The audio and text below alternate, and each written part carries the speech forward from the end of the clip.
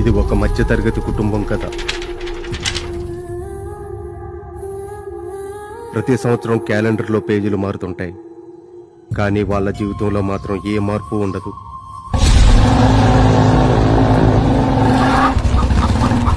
ఎన్ని కష్టాలు వచ్చినా, ఎన్ని సమస్యలు ఎదురైనా పరువుతో బతకాలన్న ఆలోచన వాటిని సులభంగా ఎదుర్కొనే ధైర్యాన్ని ఇస్తుంది.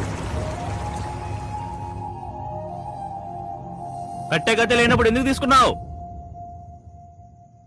ఆఫీస్ వాళ్ళ ముందర వద్దు మురళి, కొంచెం పక్కకు పోయి మాట్లాడుకుందాం. రేయ్, తీసుకునేటప్పుడు ఇంటికి వచ్చి తీసుకున్నావు, ఇప్పుడేమో పక్కకి వెళ్ళి మాట్లాడదామంటున్నావు.